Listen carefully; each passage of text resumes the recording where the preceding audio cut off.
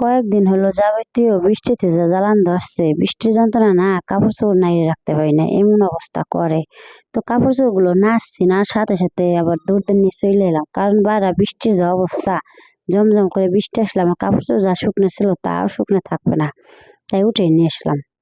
তো বন্ধুরা, এই যে এখন আমি ঘরের সামনে একটু জল দিয়ে ধুয়ে নেবার লাগছি। ধুয়ে নেওয়ার পরে এখন এসে দেখি তিদি ধপ করে ঘুমায় পড়ছে। বৃষ্টিতে নাকি মানুষ অসাধারণ একটা ঘুম দেয়, মনে হয় সেই আনন্দে ওরা ওরকম ঘুম দিতেছে। তো ওদের ঘুম দেখে ভাবলাম আমি কাজ আছে সব করে নেই। তো ওই ফাঁকে একটু দৌড় দিয়ে দেখে এলাম বৃষ্টি কি আছে কি নাই। আর দেখি বৃষ্টি নাই। বৃষ্টি না থাকার কারণে ভাবলাম পর্দা যা আছে টানানো পর্দাগুলো সরিয়ে দিই। পর্দাগুলো সরিয়ে দেওয়ার পর ভিতরে একটু আলোর ভাব এলো। আলোর ভাব আসার কারণে আমার অনেক ভালো লাগলো। তো এই যে দরজার পাশে যে পর্দাটা ছিল ওই পর্দাটা সরাই দিলাম। সরাই দিয়ে একটু জানালা খুলে দেখি বৃষ্টি নেই, বৃষ্টি চলে গেছে। বৃষ্টি চলে যাওয়ার পর আমার তো খুব ভালো লাগতেছে যে কিরে এইবার কাপড় চোপড় আমার শুকাই যাবে। তো ভাবলাম তাই ওরা যখন ঘুমাইছে তাই সেই ফাঁকে আমার কাজ আছে কাজগুলো সেরে নেই। কাজের মধ্যে বলতে কি ঘরের ভিতর টুকটাক যা গুতে ওই সব কাজ, এই কাজগুলো করলে আমার কাজ হয়ে গেল।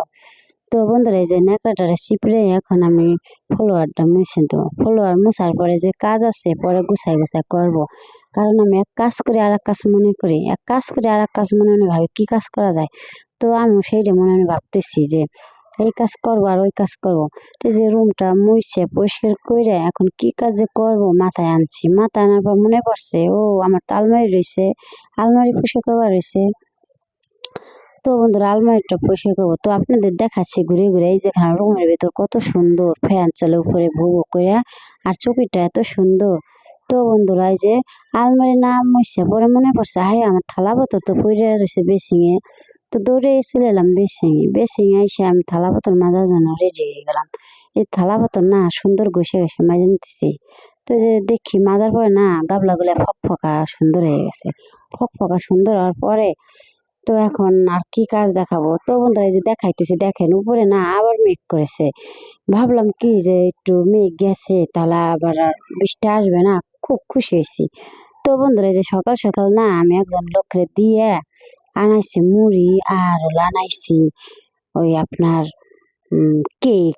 কারণ ঘুম থেকে উঠে না কবি কি যে মা আমি কি খাবো। ভাবলাম যে ওরা যখন ঘুমাইছে কারোদের কেক আনায়, তো এই যে কেক আনায় রাখছি ঘুমিতে উঠলে যাতে দিতে পারি। আর মুড়ি আনালাম। তো মুড়ি বয়মে ঢেলে রাখবো। বয়ম করছে কি বইতে আগে পলাইছে। তো বয়মটা রাইনে মুড়ি করে ডাললাম।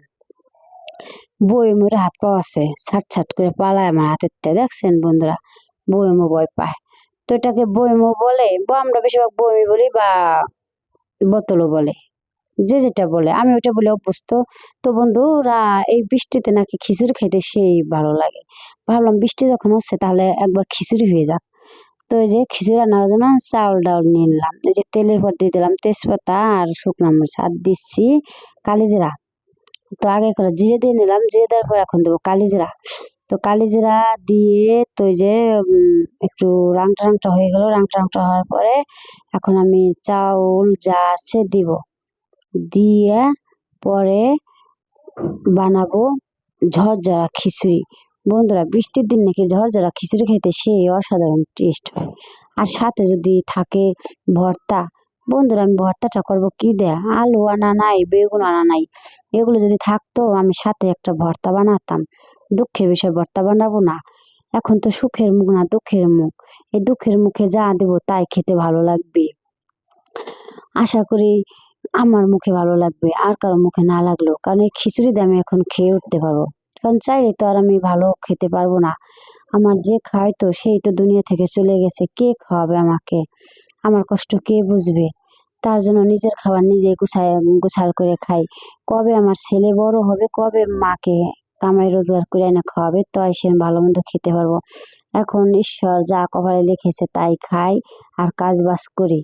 এই যে খিচুড়িটা জ্বালানো হয়ে গেছে, এই যে খেতে চলে এলাম। বন্ধুরা, ভিডিওটি ভালো লাগলে লাইক দিবেন, ছোট করে কমেন্ট লিখবেন। নতুন ভিডিও পেতে অবশ্যই পেজটি ফলো করে রাখবেন।